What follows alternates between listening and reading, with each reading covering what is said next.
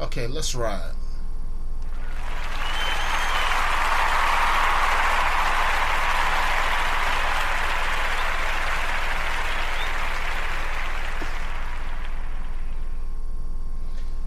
I want y'all to go ahead and take a moment. I know this is so-called Halloween. I could care less about that.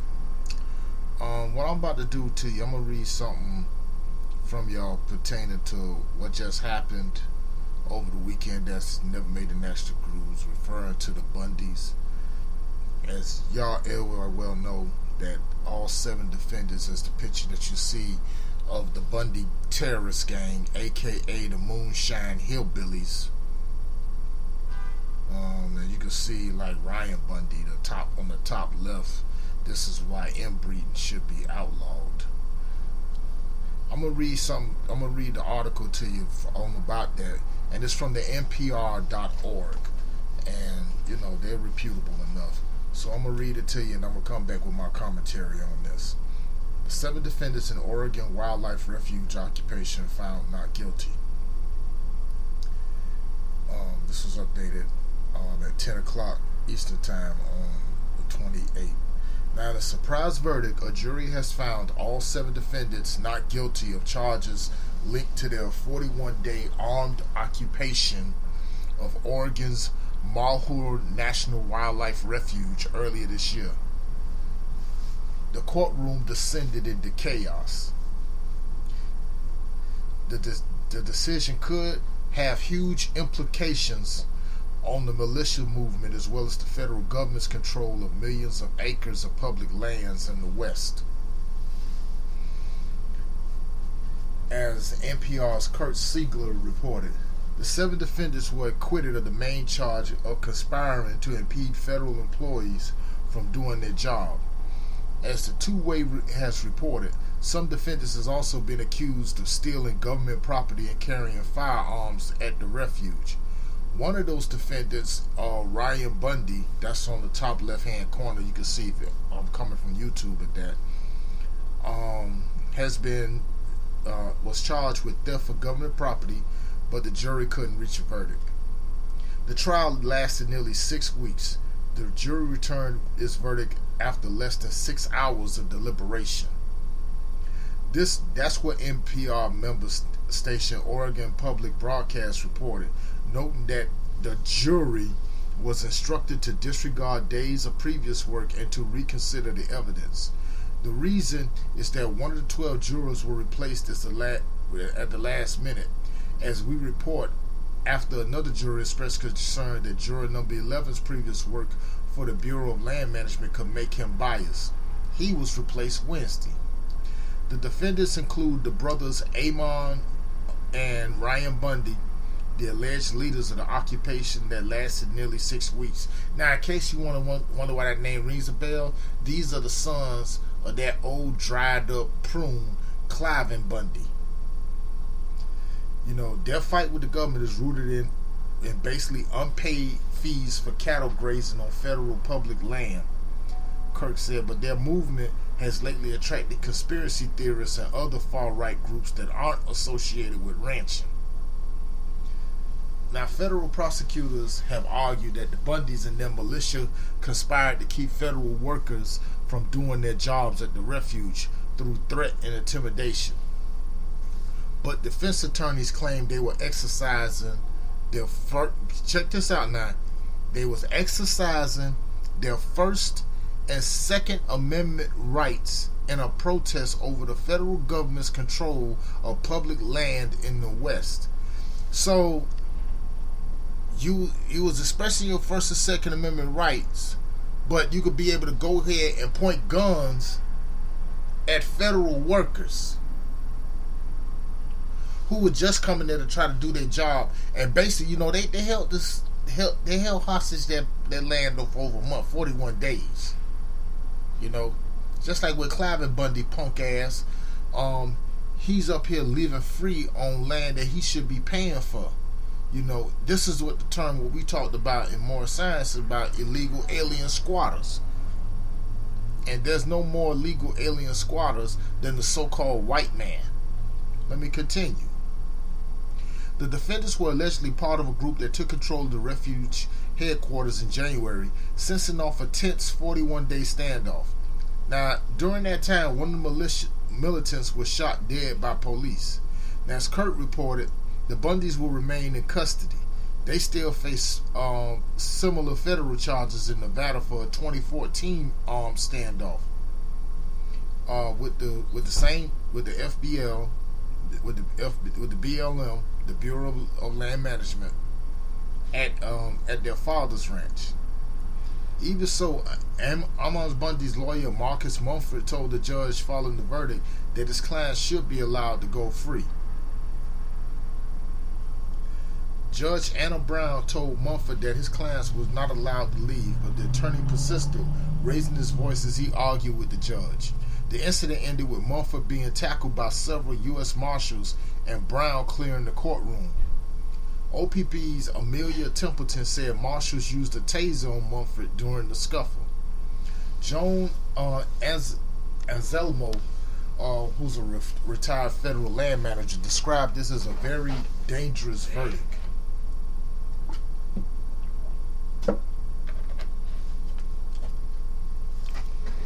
As she said to Kurt, this was a national wildlife refuge that was taken over essentially in an act of domestic terrorism.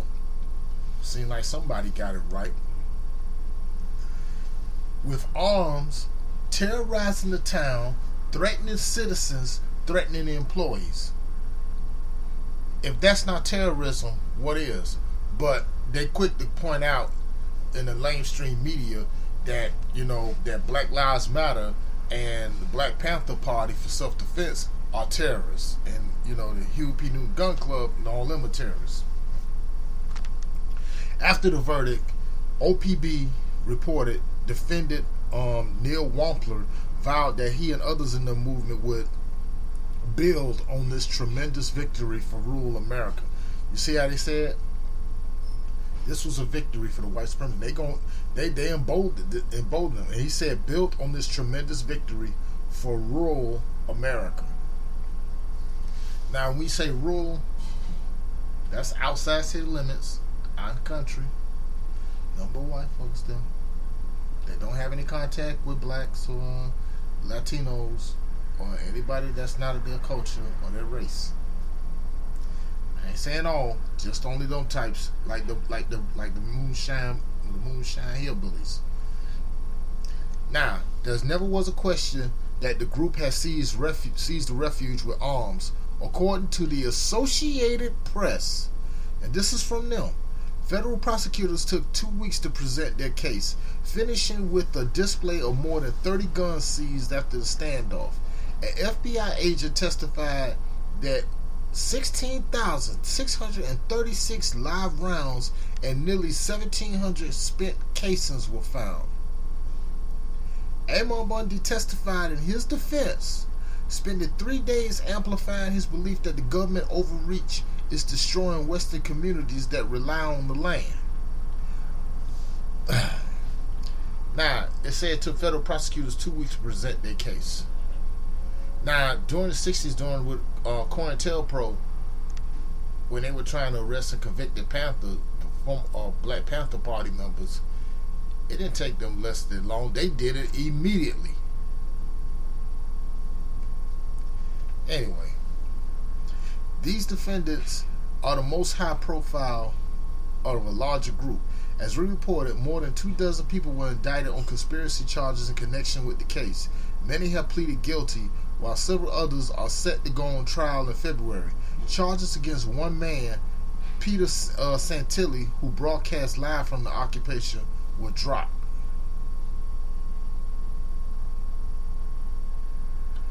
Okay. You just seen what just happened now. You just had the Bundy Hillbillies got off after holding hostage a national wildlife refuge, federal wildlife refuge, and keeping federal employees from doing their jobs, threatening them, threatening citizens. And you just heard it from a retired just heard it from a retired federal land manager. You know, this was an act of domestic terrorism. Domestic terrorism. Now, you're probably sitting up here asking yourself when you're looking at the thing, saying like, well, Mr. O, what's this got to do with black folks? It's got very much a lot to do with us as black folks, because this was as Professor Black Truth has said, this was nothing more than just a trial run. I knew a long time ago, I said they were going to get off, because the fact of the matter, because, you know, because as of right now, to this day, if it's a good day to be white and to be an American. Be an American. It's awesome for that. Compare that to the Dakota pipeline standoff, where you got a bunch of gun-toting thugs up here using pepper spray, monster-sized pit bulls, and, you know, to attack protesters that don't want that oil pipeline going through their land because it affects the river, which they live their livelihood off of. And it even got to the point where some of those goons turned around there and they strip searched a little 7-year-old Native American of Dakota bloodline girl. Oh, but the mainstream media is not going to tell you about that. Definitely not going to tell you about that. You know, just like they ain't going to tell you about the fact that a herd of an American wildlife icon, the buffalo or American bison, that's the true name, a herd of them came out of nowhere, and they basically disrupted a lot of the energy, the negative energy that was flowing, coming from the occupiers of the contractors there. That was a clear sign right there that said that the gods have spoken. And it's going to be more to come. But how this correlates with black people? Because see, what just happened right there with the Bundy case, that emboldened the white supremacists. That emboldened a lot of these racist militias too. Because see, the next time it happens, it's going to come to a neighborhood near you. Whether you are in Miami, whether it's here like Overtown, Liberty City, Opelika, Miami Gardens, North Miami Beach, wherever. Coconut Grove, Cutler Bay, Homestead. It can go right up to Orlando, Jacksonville, wherever. Any metropolis that has an urban area, because obviously they know that's where most black people go ahead and congregate at and live there and work there.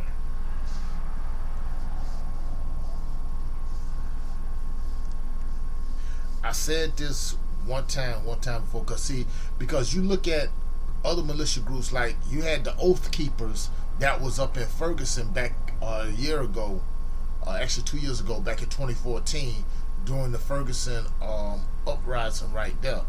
And you know, we seen these white guys walking around, tactical vest up and all that, with AR-15s, with infrared red dot scopes and all that stuff, saying, why are they even around here? Okay? It's sort of like the same thing in Cleveland during the Republican National Convention. You had them same fools, the Oath Keepers and some other ones that was even around.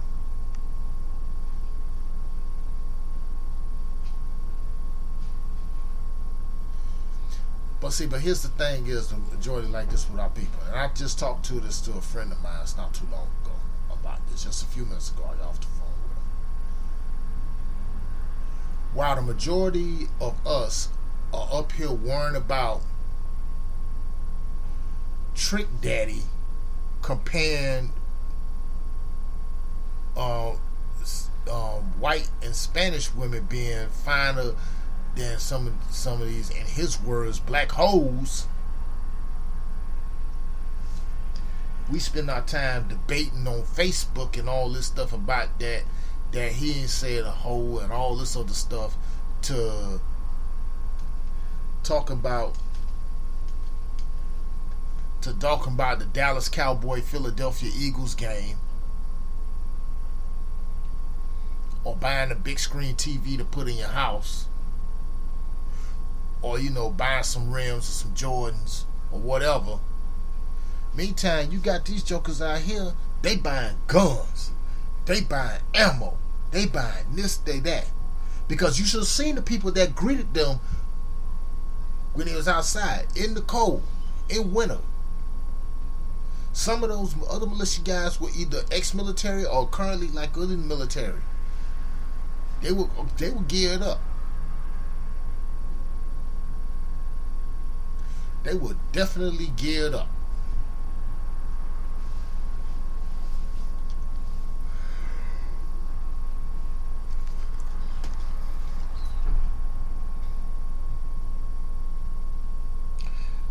Like as in Jason Black would call that, and I said the same thing. It's an excerpt from Winston Churchill, and he said, when you see that, and they doing practice runs and doing stuff out there in the range, you see plenty of these videos like on YouTube where guys like the Nut Fancies and all of them practicing shooting, taking tactical exercises and stuff on that in the snow. That's what Winston Churchill called, and he said in these two words, winter soldier. Now, when I heard that resonated a bell through my mind about, Bucky Barnes, the Winter Soldier, Captain America. And the more you think about it, yeah, like Cap, he too was frozen in ice. And then 60-some years later, he's out and he's alive.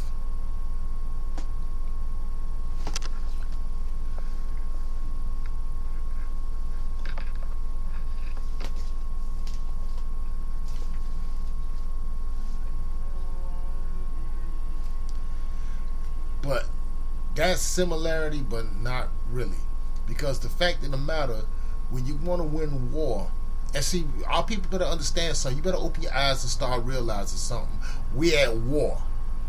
Don't you realize that these jokers are out here, they got a war against you? And this also correlates too a lot with a lot of these old crackpot white supremacists too, that talk about saying how they gonna be attacking blacks if the quote unquote pussy crook Donald Trump loses in this election.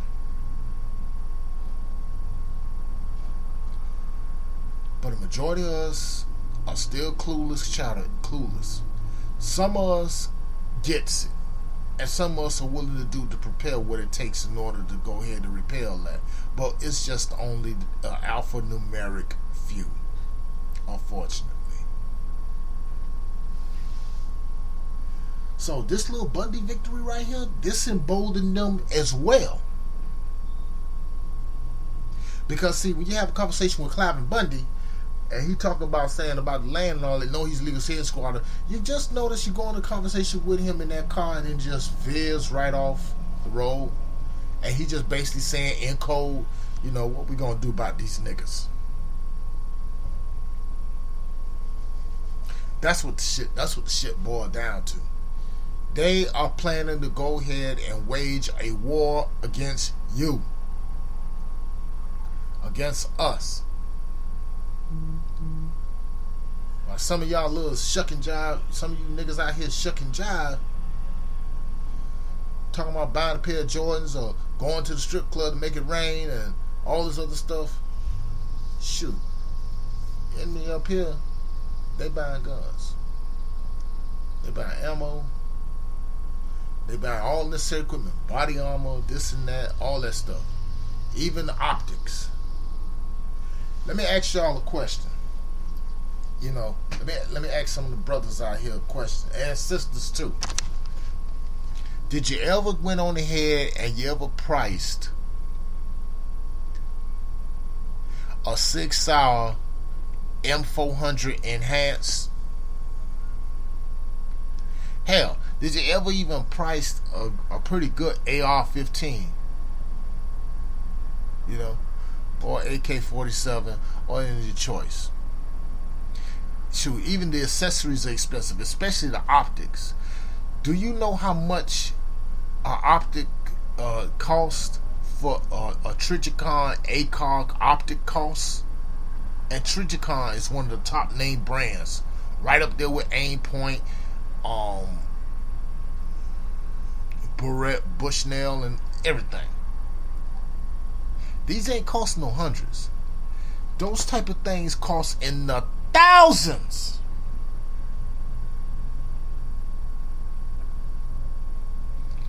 Shoot, I seen one price for like close to like $2,100. I damn near fainted.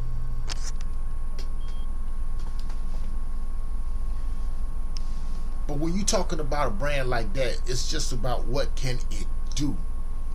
Can magnify its target from at least 75 yards.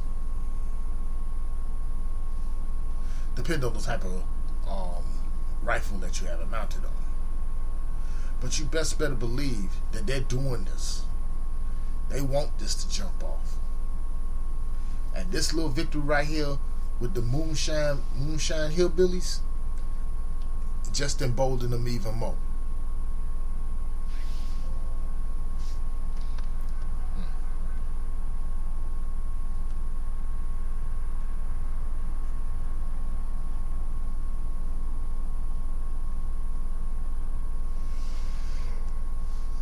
Excuse me.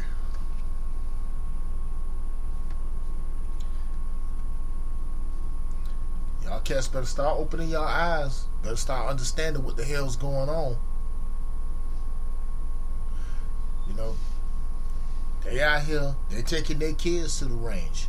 They're teaching them to show how to shoot even high-powered assault rifles, long-range snipers, sniper rifles, body armor, everything they need, tactical knife fighting, all the stuff. And see, a lot of these race soldiers we talk about, like people come ask me all the time, like, did you hear about this police shooting and all that, another unarmed black person like that? No. I mean, it's already too many to count, because see, like, don't come ask myself, do not come ask Jason Black or Professor Black Truth or Irv Griffin.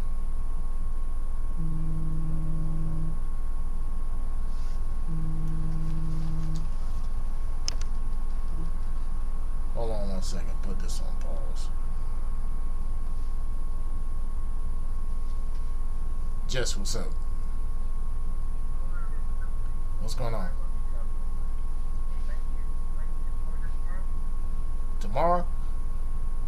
Yeah, why not? Yeah, no problem. No problem. What time you want me to come tomorrow? Okay, copy that. Alright. Yep.